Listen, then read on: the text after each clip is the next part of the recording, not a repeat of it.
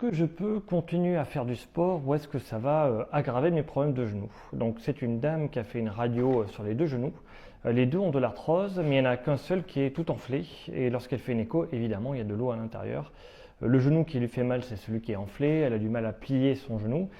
Et voilà, la question c'est, je fais 30 minutes de marche, de rameur et des étirements tous les 2 jours. Est-ce que je peux continuer ou est-ce qu'il faut arrêter? Est-ce qu'il faut faire autrement? Ok, donc ce qu'il faut savoir sur... hop.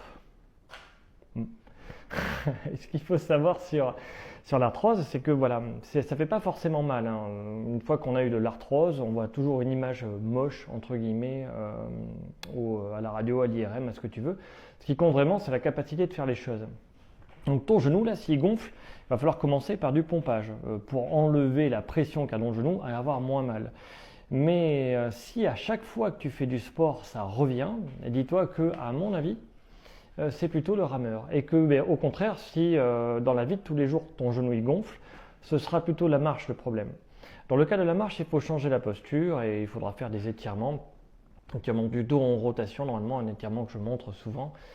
Tu peux aller voir les autres vidéos, tu vas trouver. Qui vont te permettre de changer de posture. Mais je pense que c'est le rameur parce qu'on est en hyperpression sur les genoux. Il faudrait savoir d'où vient, si c'est des rotules ou pas. Mais à mon avis, c'est le rameur et c'est l'hyperpression sur les rotules qui te pose problème. Donc je vais te montrer un... Tu as compris le pompage, hein, ça c'est pour pomper. Je vais te montrer un étirement simple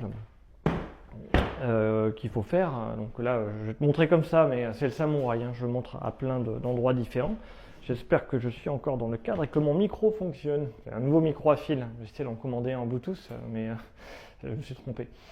Donc ça, c'est le premier truc. Il faut essayer d'être comme ça. Donc tu commences en t'appuyant ici et tu vas progressivement vers l'arrière pour que ça s'assouplisse, pour que ton genou devienne plus souple.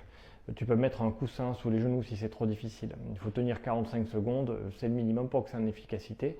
Mais voilà, progressivement, tu vas en arrière. Tant que tu n'as pas retrouvé la souplesse globale du genou, celle du dos en rotation, celle des fessiers, et après le dos en extension, tu peux regarder avec le cobra, l'exercice du cobra, tes postures seront modifiées et ça peut pas bien se passer pour toi. Mais comme je pense que c'est une chondropathie, c'est ça l'étirement principal.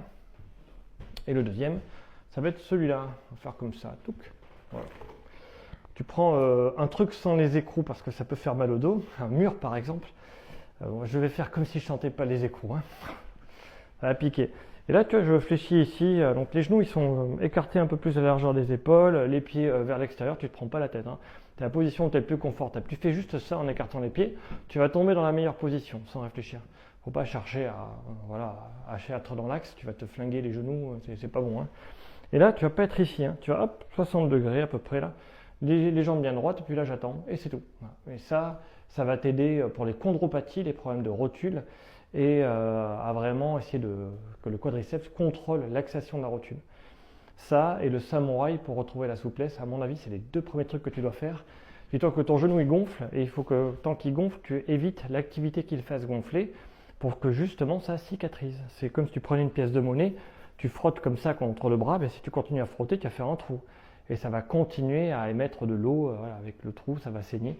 C'est ce qui se passe dans ton genou. Donc évitez en premier le truc qui fait trop mal, et mon intuition me dit que c'est plutôt le rameur. La marche, tu dois en faire tous les jours, et si tu as tous les jours ton genou qui gonfle, c'est plutôt l'inverse, et c'est la posture. Mais non, on reste sur le rameur. Éviter le rameur, faire du pompage si ton genou est gonflé, faire l'étirement du samouraï, la chaise contre le mur. Dis-toi que là, si tu vas à la salle de gymnastique et qu'il y a plein de trucs, travaille le haut du corps, c'est le moment. Hein. Comme ça, tu laisses les jambes un peu tranquilles, tu travailles le haut du corps avec des petites haltères, des petites poids, il y a des machines guidées où tu ne peux pas te faire mal.